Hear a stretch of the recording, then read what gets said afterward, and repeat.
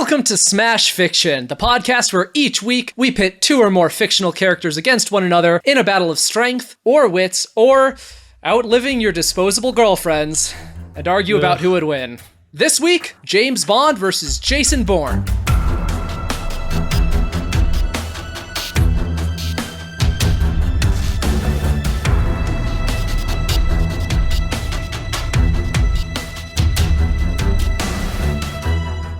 It is a dark and stormy night. Of course it is. Or at least it should be. The moon is new, the skies above are covered in thick storm clouds, so you'd think the darkness of tonight should rival the cover of Smell the Glove. And yet, the skyline of Seattle is illuminated tonight, as it is every night, by a perpetual emerald glow from a gargantuan neon sign atop the Seattle Space Needle, a sign which displays a single word, Starbucks. And on the top floor of this, the 7th tallest structure in Seattle, there is a conference room. All around the table in this room are the world's greatest criminal masterminds, sitting in high-back chairs and sipping complimentary Starbucks beverages of the highest quality. And at the head of the table, in the highest back chair of them all, is a man in a gray jumpsuit stroking a hairless cat. He hands his cat off to a nearby assistant, who takes it away, and he begins to speak. Gentlemen, welcome to my Seattle Space Needle lair. I am pleased to announce that two of the biggest threats to the continued existence of our criminal empire, MI6's top agent, James Bond, and rogue agent formerly of the United States Project Treadstone, Jason Bourne, are no more. From what we understand, these two agents came to this facility independently of one another, both seeking a microchip that had stored on it access codes to the private databases which contain evidence of all the criminal activities of Virtucon, the legitimate corporate face of our evil empire. Bond wished to bring this information to his superiors at MI6, and Bourne wished to leak the information online to the public at large. If this information were to escape these walls in any fashion, it would be the end of us. Fortunately, these two were captured while attempting to infiltrate this facility, and the last time I saw them, they were each being slowly lowered into a vat of highly advanced, flesh-eating nanobots. Oh god, I was really hoping you were about to say liquid hot magma. It was also in quotes, if that helps. So, needless to say, they have met with a most unfortunate end. Across the meeting table, a well-dressed man in an eye patch cleared his throat. Dr. Evil, unfortunately, there have been some setbacks regarding the flesh-eating nanobots that you requested. R&D's been pouring money into it for the past 6 months, and we've done everything we can, but we haven't managed to make a working prototype yet. So, what was that liquid that was bubbling in those two giant titanium vats that my prisoners were being lowered into? Cafe Verona, one of our seasonal varietals that we had a surplus of at the end of the last quarter. It's been heated up to an intolerably warm temperature. Well, that's something. It's actually what we're all drinking right now. Oh, quite refreshing.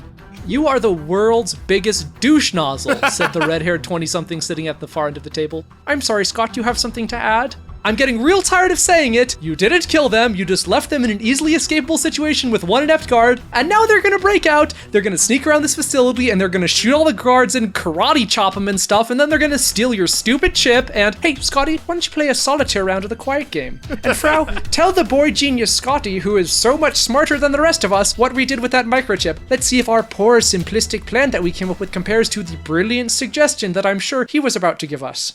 At this point, a woman of indeterminate age dressed in black leather with a spit curl of hair stuck to her forehead spoke up. In order to keep the microchip safe, we had it surgically embedded into the brain of our doctor's most trusted companion, the feline Herr Bigglesworth. Furthermore, we installed accelerometers and a portable EKG monitor into the creature, so that if it ever encountered some sort of stress or trauma, the chip would erase itself. And the feline is currently being held in our doctor's personal quarters behind a reinforced steel door and an electronic keypad lock. And I'm sure that neither of them have ever had to break through a door before. Spy training doesn't cover that. Scott, even if Bourne or Bond could escape from their bonds and steal your father's cat, and then escape this facility, presumably in some sort of stolen vehicle, it would all be for naught, because you see, all the wireless internet in the city of Seattle is provided for free, courtesy of Starbucks, a close business partner of Virtucon. Anytime we wish, we can block internet and cellular signals in and out of the city of Seattle, so for as long as James Bond and Jason Bourne are within this fair city, they will be working with no hope of a cavalry arriving and no way of being extracted. The only way that they could escape would be I suppose driving to Seattle-Tacoma International Airport and just buying a plane ticket. And that's located practically on the other side of the city, 14 miles to the south, and all the way, Virtucon security forces would be pursuing them by helicopter and blocking off major intersections to automobile traffic in what I can only imagine would be a thrilling action chase scene worthy of depiction on the silver screen. Not to mention that the two men don't trust each other. Bond sees Bourne as a crazed terrorist, and Bourne sees Bond as a mindless tool of the system that he's attempting to dismantle. If they run into each other, they'd probably kill each other long before they ever considered working together, so even if both of them did manage to escape, we'd also have that going for us. Not so bad, Scotty, huh? Your old man still got it. I didn't get to be a rich and powerful evil genius on accident, thank you very much. I am the one who knocks. That's what the kids say, right? I didn't read the graphic novel that one was from. Scott fiddled around on his smartphone for a moment. I just checked online. There is one more flight heading out of Seattle-Tacoma tonight at midnight, and there is one ticket remaining on that flight. So I guess, worst case scenario, only one of them would be able to escape. Unless, hey, you know what? I could just buy the ticket now, so then there'd be no way for them to get out of the city tonight. We could, stop them right here if I just push this button. Scott, you just don't get it, do you? I'll just buy it now and problem solved. I can even use points. So, our heroes are in captivity of the bowels of Dr. Evil's secret lair located beneath the Seattle Space Needle. In order to win this scenario, they'll need to do 3 things. First, escape from being lowered into a vat of flesh-eating intolerably warm Cafe Verona, and recover their equipment from a nearby guarded storage room. Second, they need to navigate through Dr. Evil's base using stealth, shooting, martial arts, or whatever else they choose to, and steal Mr. Bigglesworth from Dr. Evil's quarters, which is behind a reinforced locked door. And finally, they'll need to escape the base and make their way to Seattle-Tacoma International Airport, 14 miles away, traveling however they wish, most likely being pursued as they go by Dr. Evil's henchmen. Note that Mr. Bigglesworth has been rigged up with an array of sensory equipment so that if he is harmed in any way, the microchip in his head will be completely wiped. They'll need to do all of that while carrying a very fragile and very uncooperative cat. And they'll need to deal with each other as well, so that should be fun. Which of these 2 cinematic Playboy super spies will escape from the labyrinthine military complex located beneath an especially evil Starbucks and secure control of the world's most valuable pussy? And which one will see their franchise end tonight in tragedy and need to be rebooted, starring, I assume, that kid who's playing the new Spider-Man? I am not at liberty to say, because the real reason that I left this podcast was that I was recruited into this elite black ops division of the CIA, and I've been forbidden by my handler from being an advocate in any espionage-related matches for fear that I might reveal state secrets. As a matter of fact, Miles, you should probably edit all this out. Yeah, can do. And that is why I, Colin Mulcairn, will be your judge this week. And just a quick note, we are using the film versions of both these characters, specifically the Daniel Craig run of Bond films, and the 4 Bourne movies starring Matt Damon. Representing Team James Bond are Dan Mulcairn, Ba-da-bum, ba-da-bum, ba-da-ba-da-da. And The name is Bob. Megan Bob. Very good. representing Team Jason Bourne, we have Miles Schneiderman. I know your name is Bond, asshole. I bugged your phone 2 movies ago. And Liz Logan. Sorry, Bond. You weren't born for this. Oh! That's pretty good. Plus 5 points for usage of puns. In order to determine who's going first this week, we have a trivia question about a television series starring a famous spy with the initials JB. That's right. The character is Jack Bauer. And the series is 24. First person to yell at the correct answer wins. How many seasons were there of 24? 9! 24 You are legacy correct, Liz. counts! There are 9. Be honest about this. You rolled and we won, right? That was like, Pretty the much. question was a gimme. Yeah, that was like back in Batgirl versus Spider-Gwen for when sure. you were like, who can name the most secret identities of these 2 characters? I wonder. All right, in that case, Team Jason Bourne will be going first. So, Team Jason Bourne, listen to me. I've been speed talking for about 60 kilometers now. I talk when I'm nervous. I mean, I talk like this when I'm nervous. I'm going to shut up now. I don't know. There's no Bourne theme song, so okay. A loud scream suddenly breaks the silence shrouding the sleepy nighttime streets of Seattle. A rather shitty white car that is more akin to a box with wheels than car comes screaming out of an alleyway about as wide as your average space between houses in LA. Following the car are the unfortunate sounds of police officers cursing as they crash their motorcycles after going down the alley stairs. As the nausea-inducing, shaky cam, follows the car, the mysterious man suddenly pulls over and immediately gets into a fistfight with random black turtlenecked spy goons, grabs a newspaper, and then incapacitates all of them using his new human fly swatter alone. Cue some Euro techno soundtrack, bleh, and there you have it, Jason Bourne! He may be brash and have the social skills of a pile of bricks, but Jason Bourne is unbelievably self-sufficient and creative in the deadliest of ways. Created as a direct backlash to how lavish and goofy Bond had become, Jason Bourne is a brutal, fucked around with, killing machine, lone wolf type that doesn't have time for a long, drawn-out poker game. He is on another level than James Bond, trained in nearly superhuman levels. He is constantly chased, shot at, stabbed at, car crashed into, punched at, yeah, the list goes on and on. Bourne barely has time to breathe in his movies, and yet he is able to accomplish the tasks he sets for himself. Meanwhile, Bond is sitting here ordering a Vesper, specifying 3 measures of Gordon's, 1 measure of vodka, half a measure of Lillet, shaken over ice, and with a thin slice of lemon peel. Sure, he learns later not to give a damn, but if Bond is having to learn not to waste time after spectacularly failing and almost dying were it not for his lovely Vespertini, then we wouldn't be having this discussion. Bond is all about having second chances. Since we know Bond won't die, filmmakers have to convey weakness in some form or another in order to make the movie exciting. This weakness usually means that Bond is susceptible to making huge consequential mistakes. This takes the form of almost dying, being lured into a trap with the capture of someone close to him, being tortured, getting numerous important women killed, getting framed by someone he trusted too much, and he isn't even able to stop an assassin from killing his target after tracking him for an extremely long time. Yeah, let me use this opening death trap scenario to explain some of the differences between Bond and Bourne. Why does Bond always seem to wind up in situations where Le Chiffre is slamming a rope into his balls, or Blofeld is drilling into his brain? He's supposed to be this great spy, but he almost always ends up getting captured. Hell, sometimes his enemies don't even need to work for it. In Spectre, he books a first-class train ticket to the popular tourist destination middle of the desert, gets in a random car that takes him to Blofeld's secret lair, walks in, tells Blofeld he's there to kill him, and then looks really surprised when all Blofeld's dudes surround him, knock him unconscious, and strap him to the brain-drilling machine? Why does this keep happening? The answer is that James Bond is an arrogant douchebag who fancies himself the embodiment of the masculine ideal, and a guy like that always uses his real name, always confronts his enemies with a wink and a joke, and do you even stealth, bro? No, you do not stealth, nor have you ever stealthed. Jason Bourne, on the other hand, stealths a great deal, and his version of being a spy is considerably different than Bond's. Bourne deals with his enemies by noticing them before they notice him, acting normal, then getting himself lost in a crowd and not actually confronting his enemy until he's looking at them through the viewfinder of a sniper rifle. When Bourne gets caught, there's only one reason for it, and that reason is because he wanted to be caught. For example, when he realizes the CIA is still targeting him in the Bourne Supremacy, does he crash the CIA's poker game or take an ill-advised journey to their secret island CIA fortress? No. He goes to Naples, deliberately uses a flashy passport, as opposed to his many aliases, like a spy has, gets himself detained, waits for the CIA to call their Naples people, then knocks the crap out of them, works some tech magic on their phones, and ends up listening in on their ensuing conversations with their superiors.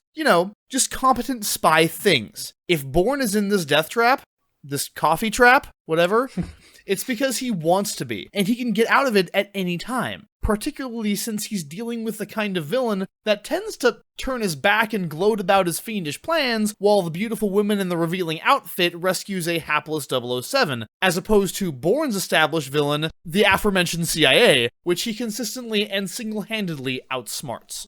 And Miles barely touched on how Bond's libido is a ridiculous liability that usually detracts from his mission goals and exposes him to more harm and weakness than if he could just keep it in his pants. Sure, Daniel Craig's Bond was a step away from the previous womanizing days with Sean Connery, but damn! In Casino Royale, he gets 2 women killed and gets duped by one multiple times. In Quantum of Solace, he gets a woman killed. In Skyfall, he gets 2 women killed, one of which is him! Look at what happened after the brief relationship Bourne had with his girlfriend/hostage in The Bourne Identity. She gets killed directly at the start of the next movie, and did Bourne ever become romantically attached to another woman? Nope. At least Bourne learns from his mistakes. Sure, Nikki Parsons died in the last movie, but in one movie alone, Bond makes 2 of the exact same mistake. So suffice it to say, after comparing the escort kill count, Bond's cat is gonna be dead as fuck! Not to mention, we've never seen Bond with something on the back of a motorcycle. Meanwhile, we have proof that Bourne can ride with a person on the back effectively through crowded streets. And Bourne he cannot afford to make a mistake. Meanwhile, Bond is constantly making them. Bourne's enemies aren't ones who toy with their prey like in the world of James Bond. Bourne is a threat to national security, a threat to people who have built jobs around the shitty things they have done to him. Bond's enemies think of him as a nuisance. No one takes him seriously. Can you imagine if Jason Bourne finally made good on the CIA's request for him to come in? The second they had eyes on him, he'd be sequestered in some black site for the rest of his life, if they didn't just decide to kill him. Bond's enemies would take him to their lovely island retreat and force him to sit in a shitty wicker chair overlooking lovely sunrises and sunsets every day, or, fucking play poker with him over the course of a half a goddamn movie. Bond is just bombastic. He makes his presence known, literally announcing himself as Bond, James Bond, to his enemies. His success relies on his enemies being idiotic and overly confident. Bourne is a chameleon. His success doesn't rely on anything. His enemies have no desire to toy with him because they know if they give him even the slightest of openings, he will take them. Unlike Bond, who only really has to deal with shitty criminal organizations and small fry warlords, Bourne at one point is on the run from every single government, military, and police organization. He is able to evade capture multiple times without any help. Remember when he was taken into custody at customs in the Bourne Identity? Yeah, he was able to disarm multiple cops and escape from the holding room, take the radio to listen to their activity, and then ultimately escape on foot. Not to mention the absurd amount of car crashes he's able to take and walk away from, or directly get into a fight after. Bond couldn't even survive swerving at a couple of barrel rolls in Casino Royale. Bourne survives falling off a fucking building in the last movie! Now, of course, after escaping the death trap, Bourne doesn't need to recover any equipment, as he has redlined the rules on the weapon improvisation feat. Bourne is ridiculously adept at DIYing anything in his immediate vicinity and putting it to whatever use he chooses, whether it's blowing up a house by sticking a magazine in a toaster, creating diversions with rotating fans and cans of hairspray, or beating the living hell out of an enemy agent with a fucking book. There is an article on GQ titled, quote, "An exhaustive list of all the household items Jason Bourne has used as deadly weapons. In Bourne's hands, a saucepan and become death." As opposed to Bond, who tries to use a saucepan against Mr. Hinks in Spectre to no effect whatsoever. Which seems like a decent time to mention the fact that, in addition to being captured, almost always without an escape plan, in addition to a complete lack of stealth ability, and in addition to an over-reliance on both his own gadgets and his uniformly beautiful companions, Bond also can't really fight. Daniel Craig spends all 4 of his movies just getting his ass kicked, and while you might attribute the beatings he receives in Casino Royale to inexperience, it's not like he's gotten any better by the time Spectre rolls around. Mr. Hinks beats the living shit out of him on that train, and Madeline is the only reason the movie doesn't end right there. Granted, in this case, Bond is going up against Dave Bautista, aka 6-time world champion Dave the Animal Bautista, aka Drax the Destroyer, but that's kind of exactly what I'm talking about. You know why 6-time world champion Dave the Animal Bautista found Bond so easily? Because Bond bought a goddamn train ticket. It was his turn to come to the ring, Paul McCartney's Live and Let Die introduced him, he swaggered out and posed for the crowd, and then Bautista destroyed his ass like he was a damn jobber. Jason Bourne approaches that fight differently. Sure, the catchy strains of Lady Gaga's Born This Way herald his imminent arrival, but while Bautista's attention is on the stage, Bourne creeps out from under the ring, sneaks up behind his enemy, smashes him in the head with a steel chair while the ref is looking the other way, and wins the championship. Miles, I realize you're trying to pander. Do you realize that you're not the judge here? Well, clearly that means I'm not trying to pander. I'm trying to metaphor, sir. I know Colin knows what I'm talking about. I have made Colin watch wrestling before.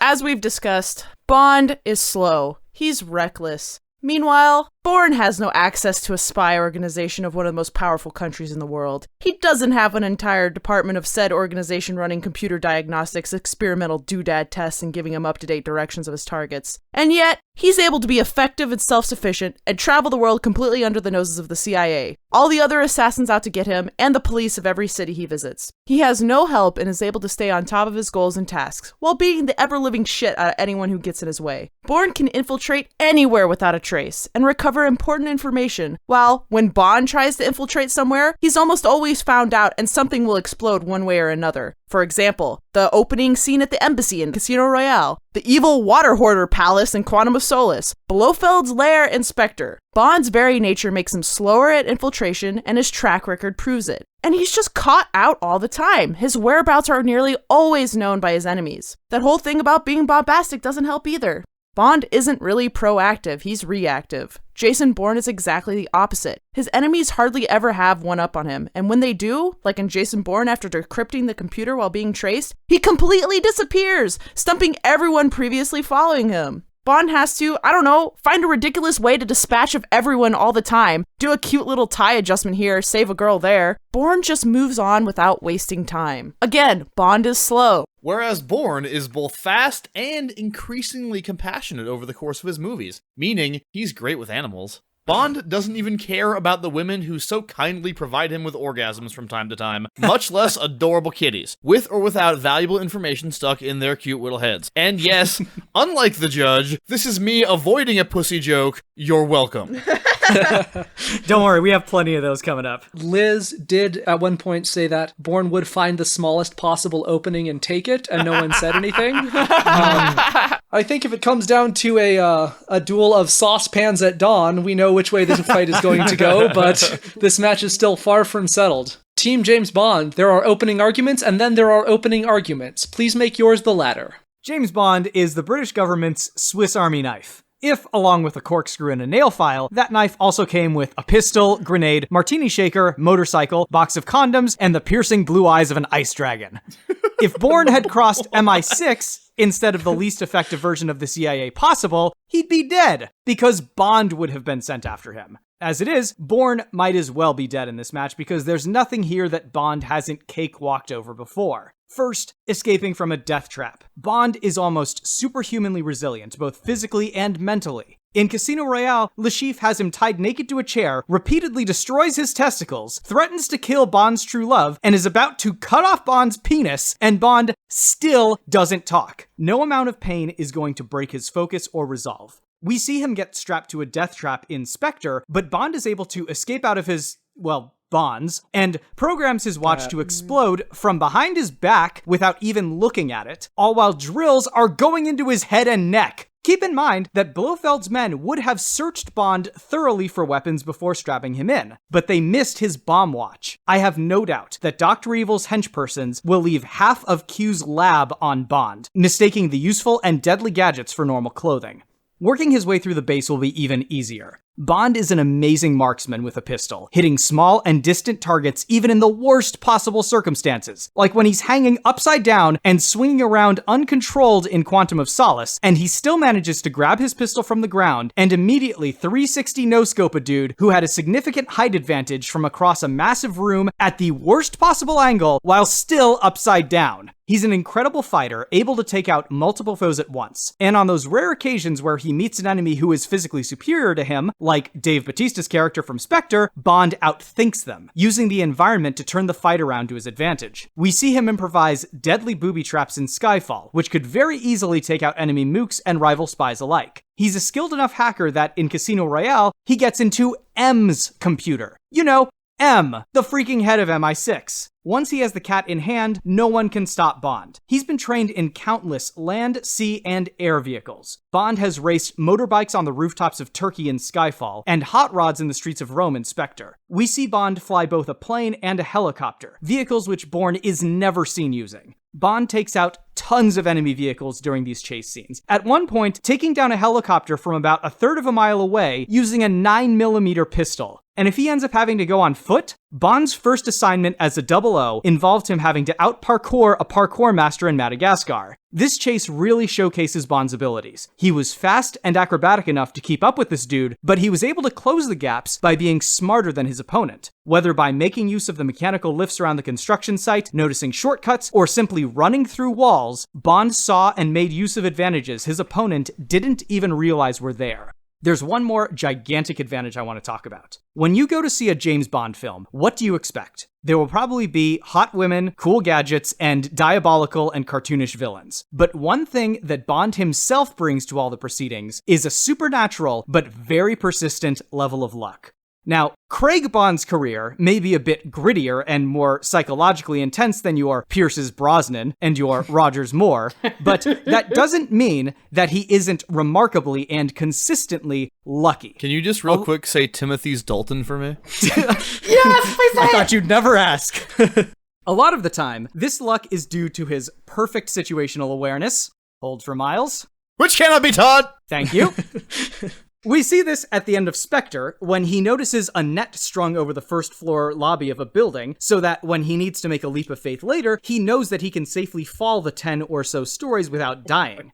When he throws a terrorist off of a bomb-laden fuel tanker in Casino Royale, the terrorist activates the bomb anyway, only to find out fatally that Bond attached the bomb to the terrorist himself during their brawl. But sometimes it seems as though the universe has a sense of humor and just really wants Bond to win. In Spectre, the roof Bond is on suddenly collapses from under him, and he just so happens to land safely on a couch. In Quantum of Solace, Bond and Camille are trapped in a burning, exploding building with no way out when a part of the nearby wall gives way and exposes a fuel tank, which Bond shoots, destroying the wall and allowing them to escape. I realize that my opponents will claim that this is pure, unreliable, dumb luck. But I ask you, is it really? When you watch a Bond movie and he disarms the bomb, are you at all surprised when you see that the countdown stopped at 007? Or do you just grin and say, yep, that's what happens with James Bond. His raw abilities and experience alone would be more than enough to win the day. But when the universe itself is on your side, the best thing Bourne could possibly do is stay out of his way.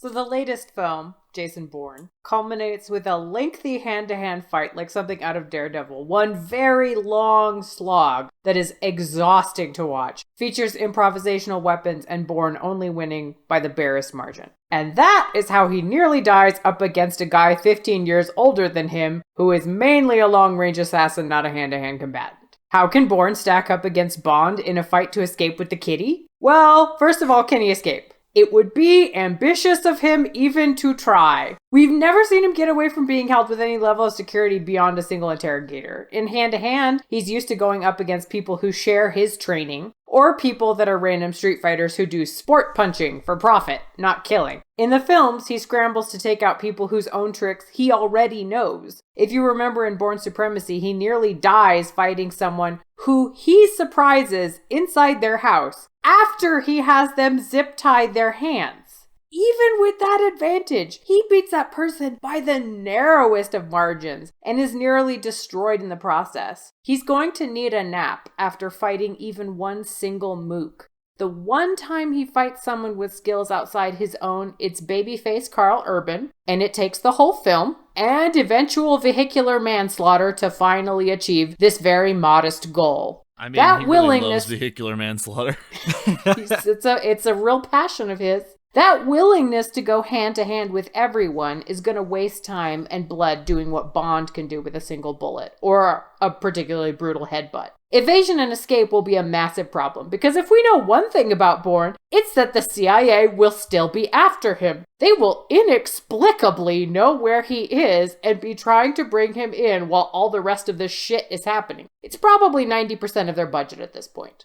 Granted, the CIA that Bourne goes up against is the most pitifully inept iteration of the CIA that cinema has yet devised, because they have trouble finding him when he doesn't even bother to put on a hat or grow a beard. For a man who can supposedly blend in, he's really leaning heavily on his uncanny resemblance to Matt Damon to keep him hidden. Not that it ever goddamn works, but he's really sticking with it. Just as the world's lamest CIA is sticking with their plan to send in lone assassins or inept teams to capture him. Finding his gear even without the CIA on his ass is going to be a nightmare because he uses tech to do everything. He's always on the computer, on the phone, or Googling something. Instinct isn't his forte, it's strategy. The only way we've ever seen him find stuff is with research or trial and error. Bond is all instinct, and it works. If there's no internet to be had without being tracked, Bourne's screwed.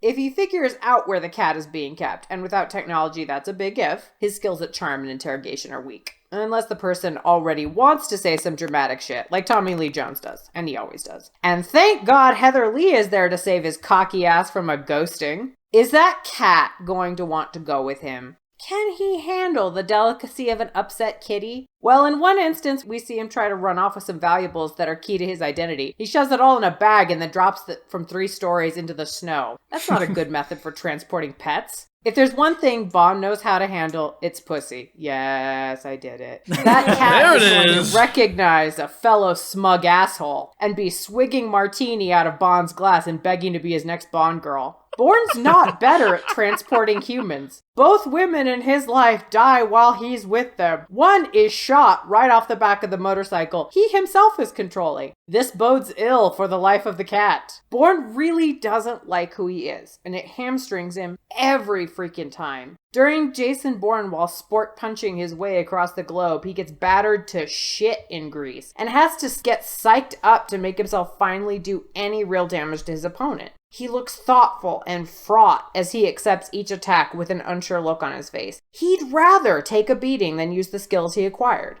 Have I mentioned the flashbacks? His traumatic past comes upon him at inopportune times, and he remembers horrible things he's done, or dad stuff, and he's just out of it for a bit.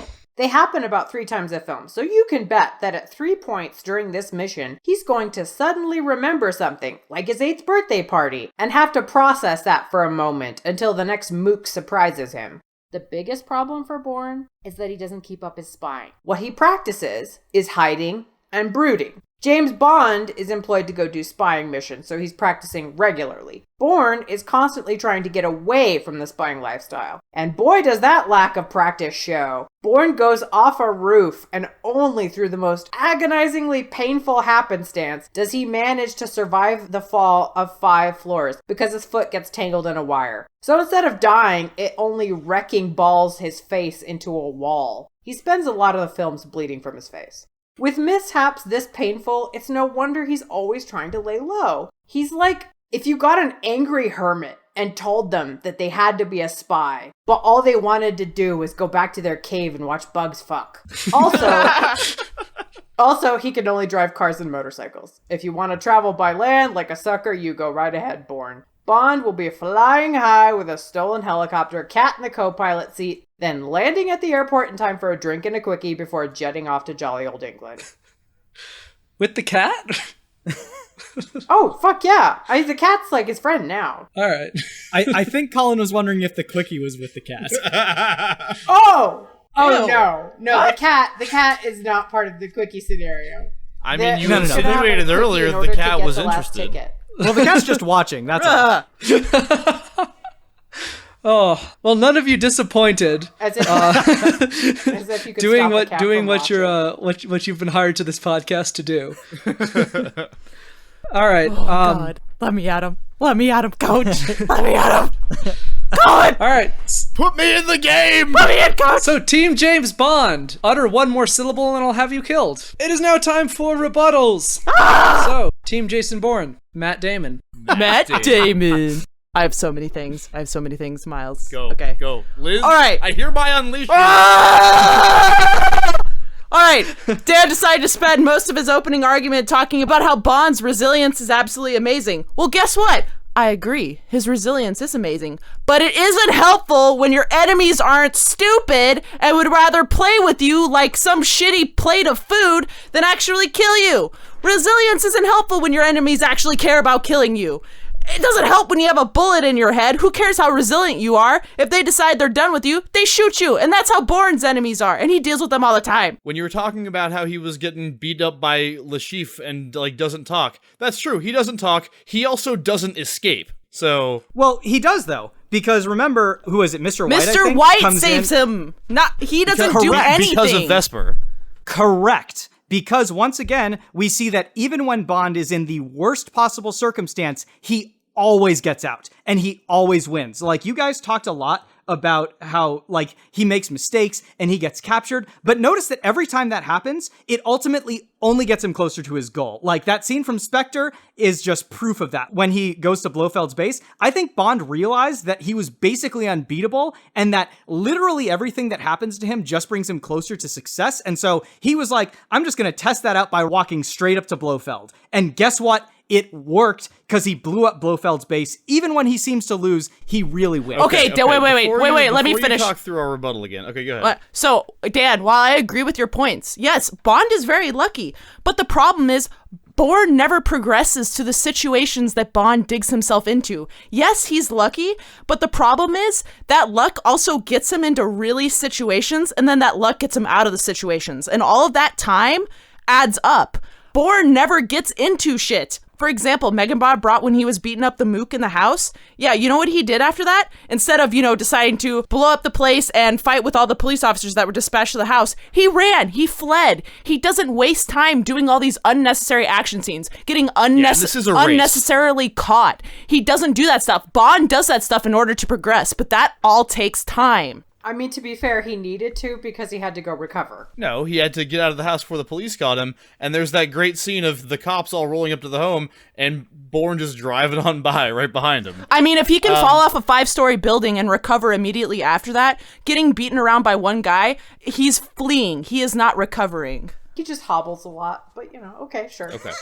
I want to talk about Spectre, and specifically the last half hour of Spectre. Because you've been referencing it a lot. Him escaping from the only real death trap he faces in the only real legit death trap he faces in the Daniel Craig Bond movies, which is one more than Bourne encounters. You talked about him shooting the helicopter with a pistol. You talked about him landing in the net. All this stuff. So here's the thing about the last half hour of Spectre. It makes no goddamn sense. And there is a likelier explanation, as I discovered upon going online and finding other people who agreed with me that it made no goddamn sense. There is a more likely scenario, a better reason for that than just he's long shot from the Marvel universe. And that reason is that Bond actually dies in Spectre and the last half hour... No, I'm serious. The last half hour is a Brazil-style hallucination. It makes so much sense. Christoph Waltz says in the movie, he's talking to Madeline, he's talking about how, inside of your head is where your soul lives, and he starts talking about a guy who lost his eyes and how he wasn't there anymore. He was gone even though he was still alive. He tells Bond, I'm going to penetrate to where you are, to the inside of your head. The first probe will play with your sight and your hearing and your balance. All this stuff that he talks about, right? Well, the first probe goes in, and then the second probe goes in. Now, Waltz didn't tell us what the second probe did, but immediately after that happens, Madeline tells Bond that she loves him. The watch that he had, which had been slipping out of his fingers as he lost consciousness, suddenly, Luke Skywalker forces its way back into his hand. He gives the watch to Madeline, who throws it at the control panel, which releases the death trap. They leave. Bond, has this great scene where he's, basically Rambo, which never happens over all the course of the movies, the way this scene goes down. And then the layer, inexplicably blows up behind them for no apparent reason. And then there's this whole other bit where, all his friends get together to save the day, and she tells him that she doesn't want to be with him, but it's not his fault. He's a great guy. It's her problem. But then, of course, eventually she gets captured, and he has to rescue her, and they land in a net, and all this shit goes down, and Bond leaves. The movie ends with Bond leaving with the girl, which never happens in the Craig Bond movies. All of this is a hallucination, just like the end of Brazil, again, as he's dying. And I would argue that spoilers for Brazil. I would argue that it'd be stricken from the record, and I would like to submit into the record book that the one trap that James Bond finds himself in the 4 Daniel Craig movies, he fails to escape. I just want to say that if we are going to bring what is essentially fan fiction into this, Miles, you have opened a 5-gallon drum. It's not fan fiction. It's the most logical explanation for the end of that stupid movie. Let me offer you 2 possibilities there, Miles. First of all, let's accept the fact that possibly this is a true thing that is happening. That, Bond at the end of Spectre has entered into some Jacob's Ladder type situation and is just hallucinating the rest of his life. If that's a deep cut or not. We're using James Bond as he appears throughout all of the Bond movies, which would include the end of Spectre. So that means that you're fighting James Bond essentially after he's grabbed that Starman from Mario and he's just running around sparkling and running into people and killing them instantly. So that's option 1.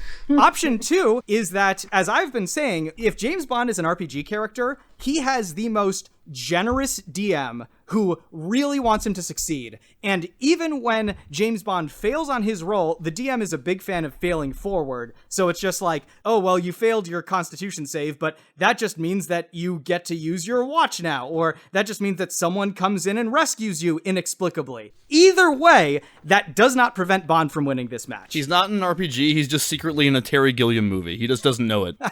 All that is the masculine ideal of what he wishes he could do, but actually can't. Okay, all right. So, Team James Bond, Have you ever done rebuttals before? Your training will tell you that when the adrenaline kicks in, you should compensate, but part of you isn't going to believe the training because these rebuttals are personal. But take a deep breath. You only need one perfect zinger. Make it count. Wow, that is really appropriate. That's really beautiful. They wanted to say that, like, his ability to drive with something on the back of a motorcycle was case in point that the cat was going to survive, but the one time he does that, Yeah, the that's woman pretty dies. bad. And I'm like, well, Okay. I mean, sure, All right, he can. I I just won't live. I can comment on that. She was shot in the Okay. upper back. A cat is not person-sized. The cat will be missed. Yeah, I'm sorry. mean- How many women die right in front of James Bond? Yeah. Well, you guys were talking specifically about Bourne's ability to keep something safe when it is on the back of his motorcycle, which we have you seen brought that exactly up one example again. of, and it was not a good And I example. just said she was shot in the back. In the upper back. I think a sniper could Not- still hit a cat. I disagree. I feel pretty confident Well, about okay, really. if the sniper Wow. had been aiming at that level and Nikki hadn't been there, guess what? Bourne would have gotten shot instead. He would So be wearing a either way, he bulletproof loses. vest, so it's cool. No, he won't. He never wears a bulletproof vest. Sure he He's would. like a dumpster man. He doesn't have anything. Okay, Miles, you were taking a lot of time during your opening argument to talk about that fight with Batista in Spectre where, Dr. Swan had to come in and save Bond. The thing is, like, both of these guys get overwhelmed from time to time. Like, Bourne has to get his bacon saved by Marie in Identity. He has to get saved by Nikki Parsons in Ultimatum. He has to get saved by Heather in Jason Bourne. It doesn't mean that either Bond or Bourne necessarily needed the intervention, but sometimes a battle will go momentarily against you, and an ally will feel the need to step in. There's a difference between occasionally needing help from your allies and you will die unless the woman next to you steps in. That happens all the time in Bond movies. Happens in Casino Royale, happens in Quantum of Solace, happens in fucking Spectre. Every damn time. He never wins a fight. Let me complicate that then. Because one of the points that you made is that he fucks people all the time. So, I mean, I don't want to go too deep into my wheelhouse, but I will always go too deep into my wheelhouse. He is a charmer, and that fucking that he does greases all kinds of wheels that Bourne cannot possibly grease and is unwilling to grease. Except That it is did help him in the magical first golden dick movie. that is going to get him everywhere. But you just said that Marie helped him in the first movie. Yeah, how do you think he did that with his dick? And she helped him. No, and by things bribing worked. her with $20,000.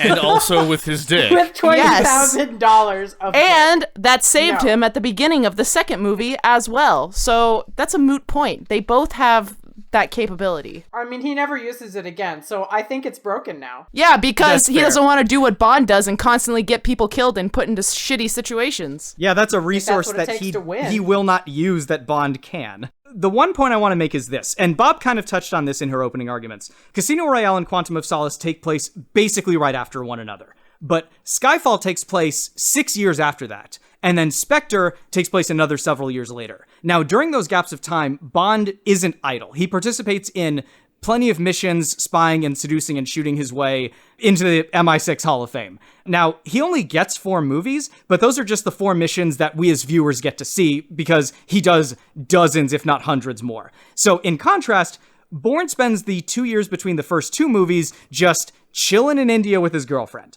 At the end of the first movie, he promises to come out of hiding and seek revenge if anyone comes after him. The fact that he's still playing house with Marie at the beginning of the second movie means that he did basically nothing. So, another couple of years pass between Supremacy and Ultimatum, and again, we see that Bourne's just kind of been hanging out. Ditto for the gap between Ultimatum and Jason Bourne. I think it's 10 years in that case. So, Bourne languishes between films, whereas Bond is always working. Even though that may be the case where Bond's still working, I disagree that that makes him seem better because, as you can see, he's making the exact same mistakes that he made in his first outing.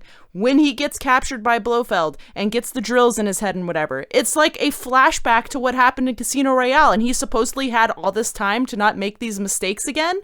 Whereas Bourne is constantly learning. He just wants to be left alone. He achieves that basically at the end of every movie, and then some years down the line, he's got to do it over again. Whereas Bond has the friggin' well-being of his nation on his back, and he still fucks up all the time. Yeah, Bourne has lots of time between his movies, but he doesn't really have, to use another wrestling parlance, ring rust. I mean, he doesn't seem to lose his spy abilities. Like, time passes between, for example, identity and supremacy, but at the beginning of supremacy, he instantly is able to spot a CIA agent, Kirill in this case, who's coming after him. He instantly knows something's wrong with the guy. All his senses are totally sharp and totally on point. Whereas with Bond, for example, if he does spend all his time between movies doing all that shit, that kind of looks bad on him, considering that between Quantum of Solace and Skyfall, he has all this time to train, and yet the first thing that happens in Skyfall is he fails to prevent an assassination. Which Bourne successfully prevents in the last movie. Okay, we're done. Get some rest, Pam. You look tired. That's all I got. I don't know. That's pretty good. That was such a sexist like line in the movie. I wanted to set fire to it. Yeah. I wanted to set fire to all of these movies. You know, Pam, Except for you'd the be second, third pretty Bourne. if you smiled more. Oh my god. I think I'm bleeding. Oh my god. After a way too long chase scene that went way over budget, Jason Bourne and James Bond arrived at Seattle-Tacoma International Airport. The last remaining ticket to the last plane out of the city had been purchased, so they decided to purchase standby tickets and wait to see if there were any openings on the flight. They had to check all their guns and explosives at the ticket counter, but they were able to bring Mr. Bigglesworth along as a carry-on. Apparently, Dr. Evil registered him as a service animal. So, waiting at the gate, they heard an announcement saying that it looked like there would indeed be 2 openings on that plane flight, but just as the first group of passengers were about to start boarding, the plane began to glow with a sparkling purple light. The flight crew fled from the plane as it started to morph and change into the shape of a...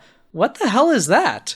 It's like a giant, sexy lady monster wearing an outfit that looks like armor made from a bunch of plane parts? Like some sort of sexy lady kaiju transformer? What the shit is this? Oh no. That's my sentiments exactly. Oh, no. Miles brought some wrestling into his opening arguments, and Bob brought in some fan fiction. Does this mean, is Colin bringing anime into the lightning round? What? Oh, no. And also, it's the lightning round! Sex movie! I want to hide in the crowd. Maybe he won't notice me.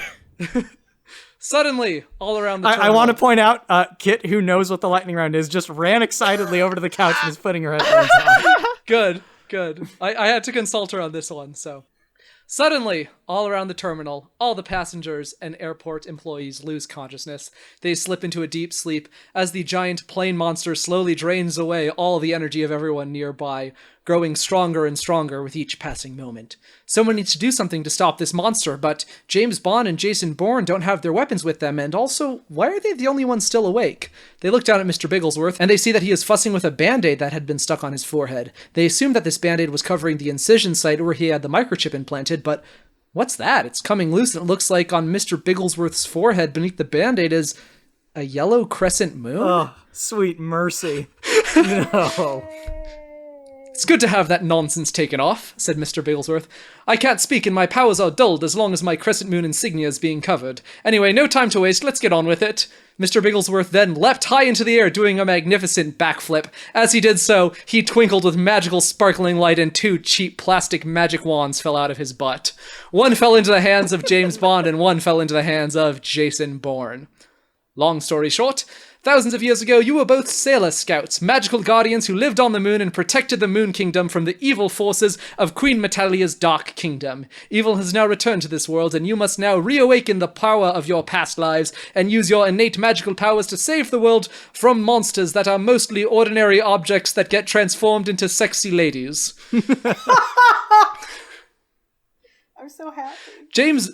Jason Bourne knew that he had lost a lot of memories of his life before Project Treadstone, and James Bond also had dreams of previous lives, ones in which he kind of looked like Sean Connery, another where he looked kind of like, okay, you get where this joke is going, past lives, they both have past lives. Anyway, now that you are both sailor scouts, which one of you will be the first to defeat the evil plane monster? Also, what celestial body do you draw your power from? Bonus points if you don't pick one that's already being used by one of the other Sailor Scouts.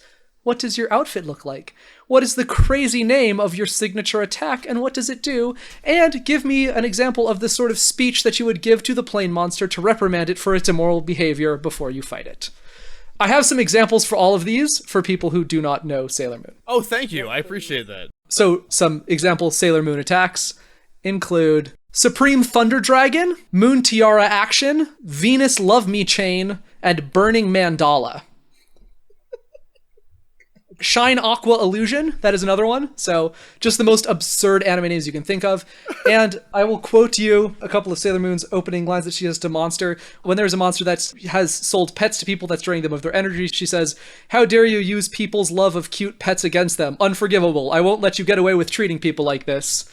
We also have, "Hey Stinkweed, how dare you use your floral beauty in such an evil way? Who knows what compost heap you come from, but you're not welcome here, and believe me, we get to the root of every problem, and that means you. I stand for love, I stand for truth and justice too. I'm Sailor Moon, and in the name of the moon, I shall punish you." Jesus wept. Other ones include, "Douse yourself in water and repent, I shall chastise you," all that kind of stuff. Anyway. Wow.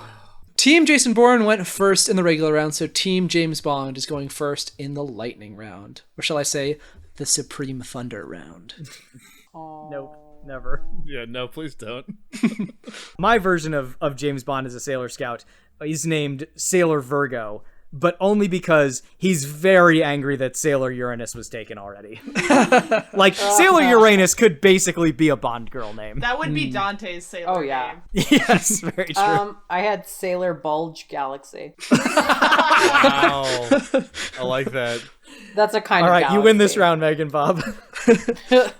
Bond's outfit is a sailor tuxedo. Like Absolutely. a little, it's the halfway point between tuxedo mask and any of the Sailor Senshi, basically. I think that, in my mind, his signature power is joyous hip thrust explosion. And when he encounters this weird, sexy plane lady, he declares, "The Air Force is Britannia's chief way of spreading its glory throughout the world. And I'll not stand for you attempting to undercut Her Royal Majesty. For Queen and Country, I will punish you." Oh, that's so good. And I think really that good. I think that he stands. I really need you to say that with a British accent again. Just like say it again, but more I mean, I British. could. Do it. All right. Do it. "The Air Force is Britannia's chief way of spreading its glory throughout the world, and I'll not stand for you attempting to undercut Her Royal Majesty. For Queen and Country, I will punish you." Oh. Wow. I can't tell. I was going to say that his It's like what move would happen was if dry Mr. Bean was playing James Bond. which we would all love to see. Let's not. Yeah, Johnny English was a great please. movie. I thought his move was going to be dry martini booty shake. Oh, that's good too. Also that. But I like yours better. I think that James Bond as a Sailor Scout stands for the ideals of patriotism, unfettered love, and drinking responsibly. All right. Oh, and safe sex. Yes, absolutely. And he sometimes struggles to live up to these ideals. He does. And therein lies his does. conflict. But that's why they're his ideals. If they were Mightily. easy, then All right. Team Jason Bourne, what do you have to say to that? All right, so the sailor name that I came up with was Sailor Black Hole, because it's an object. because he sucks. It's an no, fuck you. It's an object that is astronomically stealthy, but also has a certain intense gravity that draws people to it. Which brings us to his celestial body, which is the star that is 55 million light years away, called SDSSJ 12295.66 plus 112227.8, because he's mysterious, bitches. Can we just be Sailor that? Sailor whatever that is? And you know what his outfit is? His nickname is going to be Sailor Dumpster, and his outfit is going to be a garbage bag covered with a space blanket, because damn, that man is practical. And when you come up to him, you know what he's going to say? "Speaking to you will give too much away, so don't tread on me." And his special attack is gonna be like, I can't make myself say these things. I have a special Miles, attack tell as yourself well. it's the name of a wrestling move. Will that No, help? it's not the same. Miles, you made me freestyle rap, sir. You have no ground to stand on. Well, you and for that, maybe you can inflict this on me. I'm struggling with what exactly it's called, but the special attack is like home improvement, kill everyone. All right, I have a subset of that attack, and it's called the Triple P, the Planet Periodical Push, okay? And what it is he grabs some sort of celestial newspaper and swats it against a planet, and then all of a sudden you have a planet in your face. How's that for using a household item? fucking in space. Space! Oh yeah, another one is fiery saucepan death of the stars. And his element is obviously water because he can change depending on any situation. But as far as his, like, what he stands for and his morality goes, he stands for learning from his mistakes, growing, changing, and finding compassion. And that's one thing that evil will never be able to And do. also hating horrible pickup lines and constantly trashing beautiful vehicles. He doesn't like that either. Also, yes. Okay. I needed that. Thanks, guys. I appreciate it. Fiery saucepan of doom! I don't get to judge that much anymore, so don't get that many lightning rounds. So when I get them, I really got to make them count. So Yeah, you definitely thank you guys. cashed in some crazy Nice. on this one. Thank you guys for helping me out with that. All right, you've given me a lot to think about. I got a lot of questions to answer. This thing has gone on for long enough, so I'm not going to say too much here, except for, I guess, peace out, Sailor Scout. Oh. Oh boy. Oh, How many languages do you think each of them speak? all the languages. A lot. Yeah, I probably just all of them, wondered. I would guess. No, Bond speaks English, that's it. Oh.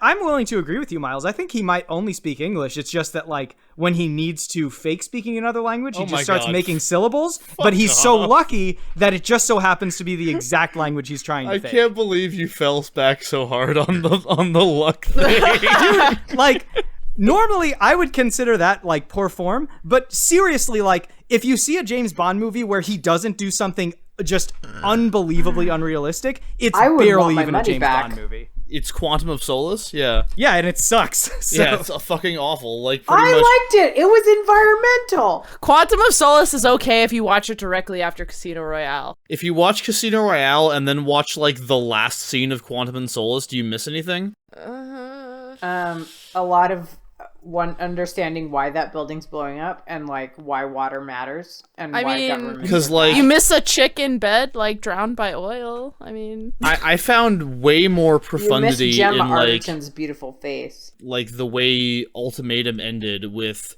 him giving the same line to his attacker as the professor gave to him an identity, and then, like, falling into the water and appearing dead again, then fucking Christoph Waltz being like, I was behind Oh my god, everything. Spectre was so terrible. Or, like, or basically anything about Quantum of Solace. There's some okay action scenes in Quantum of Solace. Like, that whole... There's some okay action scenes in all the movies. I like we're Quantum of talking about. Solace Yeah, better than exactly. Spectre. Ugh, Spectre's a too. horrible movie. Nah, you guys are wrong. Oh my god, I hate Spectre. Spectre was okay. It wasn't No. great, but I didn't think it was terrible. Spectre was terrible. Spectre was a steaming Spectre pile. was bad because it called back way too much to earlier Bond, which is what we've been working so hard to move away from and making it like more, not necessarily realistic, but just more like engaging. And then they went to all the old shit that we had gone away from, and it was like, ugh, like it was so jarring. Ugh. Let me ask you guys, do you subscribe to the theory that James Bond is not a person but a code name? Because I 100% do. Yeah. And I get angry when the movies try to tell me that try to tell me otherwise. I don't, just because the movies have spent all my life telling me Yeah, otherwise. And as did Ian I Fleming. mean, Casino Royale is a Well, reboot. Like, that's flat out a reboot. Yeah. But the thing is, Judi Dench becomes M partway through James Bond's story, and then she's also M at the beginning of James Bond's story. So, like, is James Bond just stuck in a time loop, or what's going on? No, that's just because she was so good at it that when they rebooted it, they didn't want to recast Yeah. her. right. I mean, but it's like, if it is a reboot, But you could like, explain it that how way. does that happen? Yeah. What? That I he's know. stuck in a time loop? No. I'm agreeing with you, Dan. I think I he's a read a- low-level Time Lord. Like a that's Time a Lord that possibility, doesn't too. pass the rest of the skills, but that he has some skills, and they were like, here, go make yourself useful, fuckwad. I wanted to throw a credit over to Entertainment Weekly, which is where I first read the end of Spectre is Brazil theory. And but I also wanted to talk about, there was a really great article I found on Birth Movies Death by the commentator known as Hulk. And if you can get through it, because it's very long, and being the Hulk commentator, everything is in all caps except for things that should be in all caps. I think it came out before Spectre, so it's like everything up through Skyfall, and about how every Bond movie is like a reaction to the Bond movie that came directly before it. It's really interesting stuff. There was research that did not get done because I was reading the entirety of this like 4-part series. Nice. I do think that's an interesting interpretation, because I feel like the Daniel Craig Bond movies were particularly like self-aware, and And Yeah. like really reactionary to what had come before. Certainly, like Casino Royale was very much a reaction to all of the Brosnan movies. Whereas, like, To I Austin feel like, Powers. That's what it was a reaction to. yeah, very, very true. Well, and I feel like the Brosnan era, it was about like they found like a formula that worked in GoldenEye, and they just kept trying to replicate it over and over again. Whereas, and they kept trying to outdo themselves, outdo the previous movie. And- just like, Remember, the director of GoldenEye is the same director as Casino Royale. yeah, God, I forget his name. That's Campbell, so I think, weird. like Martin Campbell. I want to say his something name like is. that. I'm here, by the way. I've been here for like a minute. I'm just listening to you guys. Oh, 'cause it's- hi. Hey, Colin. So, yeah, this is a tough one. You gave me lots to think about. On the one hand, we have, Jason Bourne, a character who's basically a ripoff of James Bond. And on the other hand, we have a version of James Bond that's basically a ripoff of Jason Bourne. So it's kind of weird snake eating its tail stuff going on here.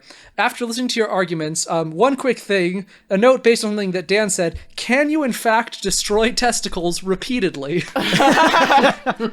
Mads Mikkelsen can, dude. Yeah, I don't know, because I was just wondering about anyway, once they're destroyed once. That Anyway, dude built the Death Star. Maybe Dr. Evil That's can fair. give him a tripod or something. He looked All right. at James Bond's swollen testicles after that, and he was like, a giant ball of death. I think I will. Anyway, what I basically settled on is it seems like James Bond is a character with higher peaks and higher valleys. He does crazier stuff at his best, but he also makes a lot more mistakes. Whereas Bourne, at his best, is much closer to reality, but also slips up a lot less than James Bond does. It's a bit of a wash. I don't quite know where I was coming out on that. Miles put forth the Brazil theory, which is bananas, and I don't know if I'm fun, though. quite willing to accept that, but your putting it forth does sort of require you to posit that James Bond is awesome and the things that he does don't always make sense and they're ridiculous. So might be a point against you, but then Dan committed one of the worst logical fallacies that I hate so much when people do it, the Casanova fallacy, where you say, well, if things have worked out for me up until now, I guess I just must be great, and nothing bad's ever gonna happen to me, because things were great before. Whenever I roll the dice, it always ends up in my favor. I'm just so good. No. I brought that up in the Waldo versus Carmen match. I hate it. Casanova fallacy. You're the worst. So it's very close. I could go either way. I think in the end, the thing you're mentioning about Bond just getting captured and slipping up a lot more and making more mistakes is going to probably win out in this one. I think that both of them are competent enough to pull this off.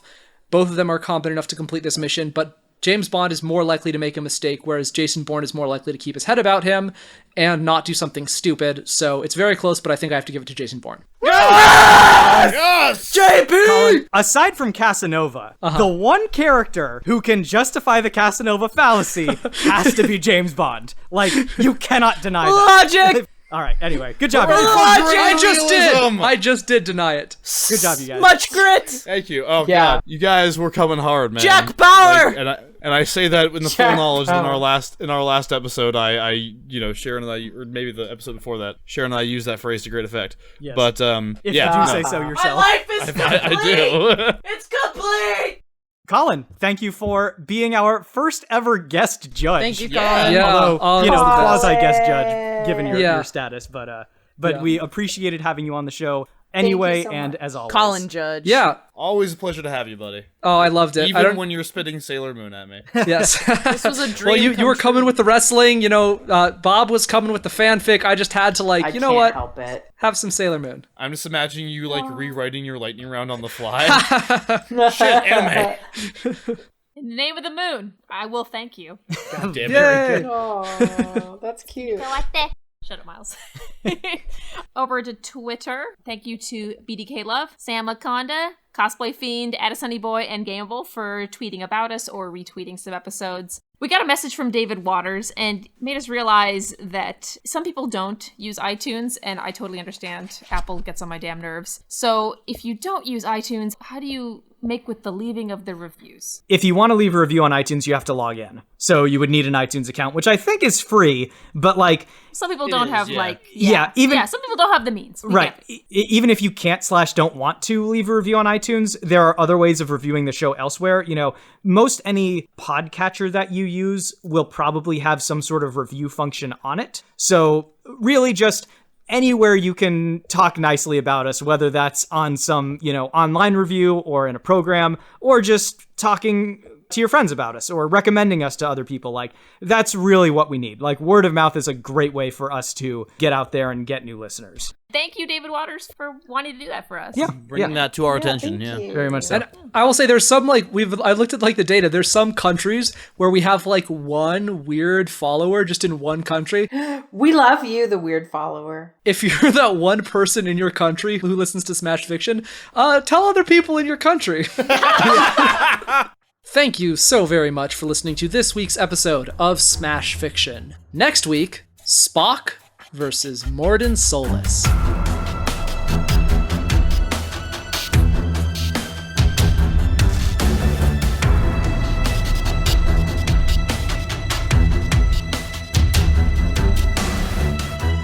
Smash Fiction is produced by Miles Schneiderman and production assistant Sharon Holden, with logo design by Colin Mulcairn. Special thanks to Kevin MacLeod of the Clan MacLeod at Incompetech.com for our theme song, Hitman. You can find us on Twitter at SmashFic Podcast and search for the Smash Fiction Podcast on Facebook, Tumblr, and YouTube. Subscribe on iTunes or your podcatcher of choice, and if you leave us a good review, we shall become more powerful than you can possibly imagine.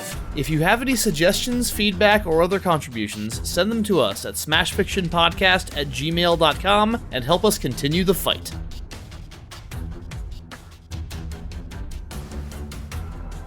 Excuse me, Judge. Yes. There was a bit of a continuity error in your narration. At the beginning, you clearly stated that Mr. Bigglesworth was sitting on Dr. Evil's lap, and then later in the narration, you stated that Mr. Bigglesworth was behind a metal door. If you note, I will quote. At the head of the table, in the highest backed chair of all, is a man in a gray jumpsuit stroking a hairless cat. He hands his cat off to a nearby assistant, who takes it away, and he begins to speak. I withdraw my retraction. Check and mate. What the fuck is a chibi moon?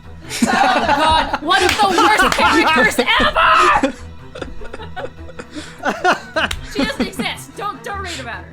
Miles, I'm just gonna get a shirt with that quote on it, attributed to you. Wait, there's a chibi moon? What is that?